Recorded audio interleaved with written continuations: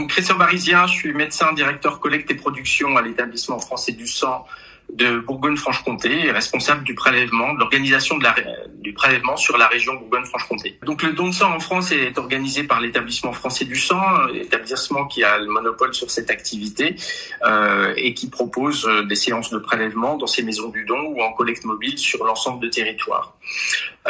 Cette activité de prélèvement permet aujourd'hui de couvrir les besoins en produits sanguins des patients, qu'ils soient qualitatifs sur l'ensemble des types de prélèvements, mais bien sûr aussi sur le plan quantitatif, afin qu'il y ait suffisamment de prélèvements réalisés pour répondre à ces besoins. Aujourd'hui, la situation sur le territoire est légèrement tendue en ce qui concerne les dons de sang.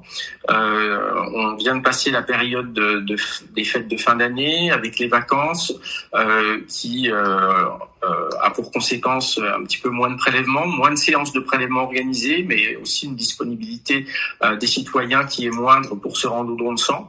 Et le début de l'année a été compliqué par les intempéries qui ont touché plusieurs régions en France et qui ont contraint à écourter des séances de prélèvement ou les annuler.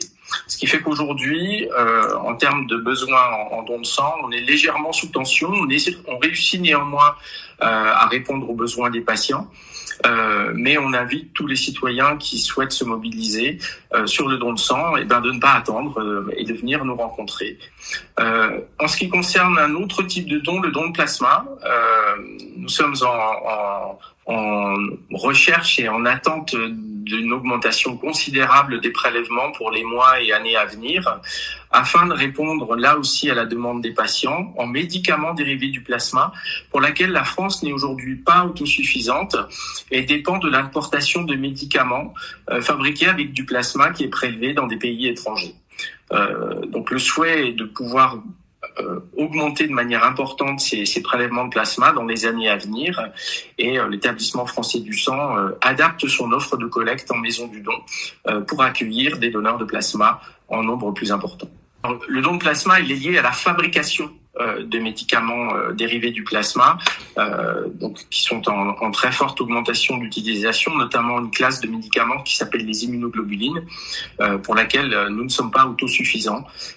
Donc c'est la raison pour laquelle l'État français a confié la mission à l'établissement français du sang d'un grand plan plasma qui doit s'étendre au moins jusqu'en 2028 avec une augmentation considérable des prélèvements. Tous les candidats qui se présentent sur un lieu de collecte de sang ou dans une maison du don vont suivre le même parcours, quel que soit le type de don. D'abord avec une phase d'accueil par un agent qui va recevoir le candidat, lui demander de préciser ses coordonnées d'adresse, ces éléments d'identité qui vont être injectés dans un système informatique qui est propre à l'établissement français du sang. On lui remettra aussi des documents d'information relatifs au don de sang et un questionnaire, une cinquantaine de questions qui vont interroger le donneur sur ses antécédents et son mode de vie. Ce questionnaire sera repris à l'occasion de la deuxième étape lors d'un entretien pré-don réalisé par une infirmière ou un médecin. C'est un entretien d'aptitude qui va s'assurer que le donneur peut être dirigé vers le don sans risque pour lui, mais aussi sans risque pour les personnes susceptibles de recevoir les produits sanguins par la suite. Si la conclusion de cet entretien est une aptitude au don, le donneur est conduit dans l'espace de prélèvement. Il lui sera proposé soit de donner son sang, c'est une prise de sang qui dure 7 à 8 minutes. On prélève le sang dans sa globalité à partir d'une veine du bras, dans un système qui est stérile et à usage unique. Dans le cadre du don de plasma, on utilise un appareil qui s'appelle un séparateur de cellules qui va prélever le sang du donneur au pied du coude. Ce sang va être envoyé dans un système de centrifugation qui va permettre de séparer les différents constituants du sang. On va réussir donc à extraire la phase liquide du sang qui s'appelle le plasma, qui sera dirigé vers une poche de recueil, et les autres éléments du sang lui seront réinjectés. Ce type de don de plasma dure 45 minutes à 1 heure.